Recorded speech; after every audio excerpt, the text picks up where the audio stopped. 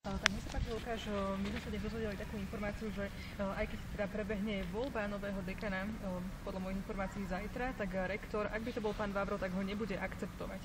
Aký máš na to názor? Tak my veríme, že zajtra pána Vavra opätovne zvolíme a pre nás je to podstatné a dôležité, že ho akceptuje pán minister a podľa nás minister by mal mať väčšie slovo ako rektor, ktorý nemá žiadnu dôveru, nás študentov nemá dôveru, vedenie fakulty nemá dôveru ministerstva školstva. Už padla teda tá informácia, že od ďalšieho akademického roku sa táto fakulta presťahuje do Trenčína. To ono je smutné, že to povedal až po mesiaci kopačného štrajku, keď nám to bolo jasné a evidentné už od začiatku. To len ukázal svoju pravú tvár, že jednoducho oni to majú vyšpekulované už úplne od úvodu a neviem, na čo to tajili celý mesiac, ale jednoducho my môžeme odkázať, že my garantujeme, že už v septembri podľa nás veríme, že budeme pod inou univerzitou a budú si môcť, keď tak založiť vlastnú fakultu priemyselných technológií za sebou v Trenčíne, ale určite nie je túto našu hlúposť. Máte za sebou taký celkom, by som povedala, veselý víkend. Bol tu aj pán minister, z akého dôvodu? No, tak dostala som informáciu o tom, že Trenčianska univerzita si najala súkromnú bezpečnostnú službu, čo je nemysliteľné, aby si štátna vysoká škola za štátne peniaze objednávala na Slovensku súkromnú SBS-ku a podľa nás to mala byť nasadené na fakultu priemyselných technológií, kde mali obsadiť tú fakultu.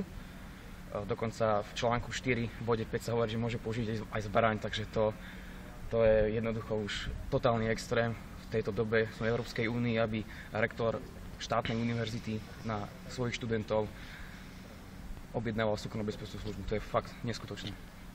A študenti priemyselných technológií, ktorí vlastne prišli neskôr na vašu fakultu z Ružomberka, teraz sú v Trenčine, tak sa vyjadrovali, akoby je tu taká hystéria a že boli dokonca aj mierne šikanovaní z vašej strany, boli na ich adresu viaceré vyhrážky povedané. Tomu povedal, to sa stalo, možno nejaký študent v rámci emócií si do plena takúto, bohužiaľ, hlúposť povedal, ale podstatný je fakt, že v ten istý deň tu bol aj pán rektor a osobne sa vyražal nášmu študentovi za to, že prejavoval nejaké názory. Ja máme to natočené na video, že Trenčín chystá SBS-ku, tak sme kontaktovali ministerstvo.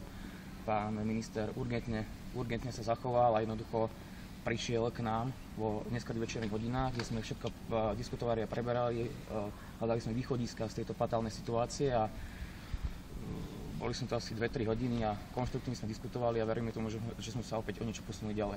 Bola to samozrejme aj predsedkyňa Rady z vysokých škôl Katarína Soláriková, ktorá taktiež bola informovaná o skutočnostiach a taktiež bude interpretovať na rektorov a radu vysokých škôl, aby konečne začali oni riešiť náš veľmi súhný problém. Rektor a celé vedenie sa potápa vo svojich problémoch a my veríme, že sa to všetko už koncom týždňa vidie na povrch tých špinavostí a potom môžu sa obracať na takéto hlúposti. A teda moja posledná otázka, aký bude vývoj v nasledujúcich dňoch? V nasledujúcich dňoch zajtra vlastne sú voľby dekana, čo je nás podstatný deň. Budeme tu mať takisto súkromnú bezpečnostnú službu. Máme tu delegovaného pána generálneho riaditeľa sekcie vysokých škôl, ktorý bude dohliadať nad voľbu dekana. Máme tendencie informácií, že opäť sa niečo budú pokúšať z Trenčína a veríme, že voľba prebehne úspešne a že opäť pán dekan Vavorov bude opäť dekanom. A dokedy ešte bude trvať tento okupačný štrajk? Štrajk bude trvať, naše 3 podmienky sú stále platné, to znamená, že dokedy neostúpi celé vedenie Trenčianskej univerzity, dokedy neprestanú nehorázne útoky zo strany vedenia Trenčianskej univerzity a dokedy nám jednoducho bude umožnené sami sa rozhodnúť ostať v Trenčíne alebo odísť z Trenčianskej univerzity.